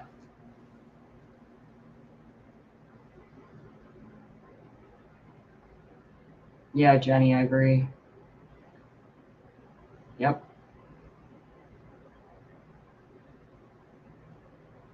Yeah. Very true, Anna. Very true. Yeah. I mean, there were a lot of issues in Brandon's family, and they have their own shit, just like the rest of us. But I really, I just, I've always really dug and appreciated them. They're very real. One thing that they don't do is they don't hide stuff. They own their shit, and they've allowed themselves to be vulnerable with me, which is just. And they thanked me so many times for being there for Brandon, and it's meant so much to me. And I haven't talked to either of his parents in a while, but they're in my heart. And I think about what it might be like to be, I'm like the classic empath. I always think about what it would be like to be somebody else and to see things from their perspective. And I can't imagine, being in their position and living with this gaping wound that, will that ever close? And I can't imagine that they probably don't think probably on a daily basis, did I do something to make this happen? Feeling a certain responsibility. That's just some of what I imagine that they might be thinking. So I have a horrible feeling that that's kind of inevitable, unfortunately. Part of the human condition. Parents will look towards themselves, but of course, yeah, can't blame themselves, right. Yeah, and just like Carrie says, go over to Thank you. channel. You've still got a lot of Bianca Devins stuff on your channel, Yes. haven't you? Loads of stuff. Yes. So go and check that out. She's I'll give a disclaimer just for myself. I keep the videos up for a reason. I keep them up because and people watch them constantly because they were accurate. Yeah, I get and actually I went through them recently, and the things that I didn't get right, like the little details and stuff. I want to put notes at the top of my lives, the videos, so that people, to correct what I didn't, the facts I didn't get right. But Yeah. as far as the general psychosocial profile of what was happening, I couldn't. I watched them, like I said recently, and I was like, oh my God, like how did I even know this? It was crazy. That's why I keep them up, because Because we've only really skimmed the surface here, haven't we? yes, we've only There's skimmed the surface pretty much. Yeah. Yeah, to really, if you want to really delve into this Hmm. case and and understand these two human beings, then it's all there for you to unravel. Um, Emily asks really good questions. As the years go on, it's easier. He said this year was a bit easier. And I was thinking about that, and I think I know why that is. Meaning, the first anniversary, he wrote me all night, and at every specific time that something something significant was happening that night, he wrote at that time and told me what was happening. It was one of the most amazing things Wow. anyone's ever given me, that letter. Wow. He's cut off from civilization. He's cut off from society. He's in a situation that is a lot less colorful than what we all are used to experiencing every day. I think that he's coping okay, but I think that I've noticed that his emotions are a little more tempered than usual. He's a lot. It's almost like I mean, and I'll use the word deadened. Like I've noticed that there's kind of like almost a spiritual deadening the longer that he's inside, and I'm not surprised. Do you know someone once told me that it takes a certain amount of years for someone to accept that they're going to be in prison for the length Yeah, of time that they are. You I know, think I can't he's remember how in many that. years. Yeah, I think he's at the beginning of that, Yeah. and he's only what is he? 20. He's gonna be 24. He's gonna be 24, so he's 20. He's only 23 years old. He's a kid. That's what's so tragic about this, you know. God. Um, there's something about, because I mean, like people might say, well, 21, he's not a kid, but everyone matures at a Yeah, different yes. rate. Anyone who's under 30 is a kid. No, I'm just kidding. The older I get, the more and more I Yeah, think that. right. Um, but you know, we can all think back ourselves to our youth, you know, in our teenage years. The things that now would not seem so significant at the time, they were so crushing, right? Or they were Oh so yeah. Oh my God. monumental. Yeah. Um, Yep. and it's just, you just wonder, you know, if if there was someone around him, you know, to just steer him gently in some Hmm. direction that could have been averted. And because he sounds like he's quite a smart guy, like the way that you He is speak very about him, smart. Yes, he's you very know, smart. Very smart. obviously Yeah. had potential. Yes, for sure. And I think that's true for both of them, obviously. I mean, I know Oh we're yeah. focusing on Brandon right now, right? But I mean, Oh yeah. Absolutely. Absolutely. they were both very smart people, you know, arty and Yep. quirky and all Yep. that, you know. Yeah. And both really introspective. Would you agree? I can't say that about Bianca. I don't know. I don't know. No. Brandon, yes. Only because I've been witness to it. Mm.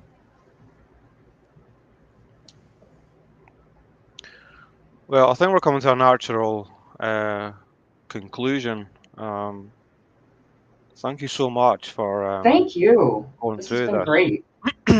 I feel quite honoured that you've spoken about this, you know, because I know you've not spoken about the case publicly for quite some time. Hmm. So um, I feel quite privileged that you've done that here. Thank So you. Well, thank you for thank you giving so me the much. platform. Oh, you're absolutely welcome. And thank you to your chat. There's really great questions. Really, really great questions. There And was, yeah, there yeah. was. And maybe next time we'll discuss another case. Maybe the Sarah Boone case that I've been covering. Yeah, yeah, My yeah. main one. Yeah, you have Quite till different from November this. now. I know. I mean, it's been postponed so many times. I I think know. basically because she just can't get on with an attorney. It seems like. Mm, mm-hmm. Mm-hmm. But Oh my goodness. yeah, that's going to be an interesting trial to cover for Oh sure. yeah. Oh yeah. Cool. All right, guys. Well, listen, thanks everyone for coming in. I know there's been a few new faces here from over on Antimone side, so thanks everyone for coming Yeah, over. And I thank hope you.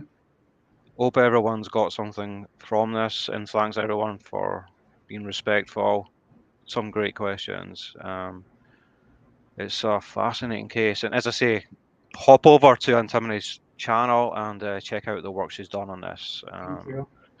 There's a lot of good stuff there. All right, guys. Well, enjoy the week, and I shall talk to you all next time.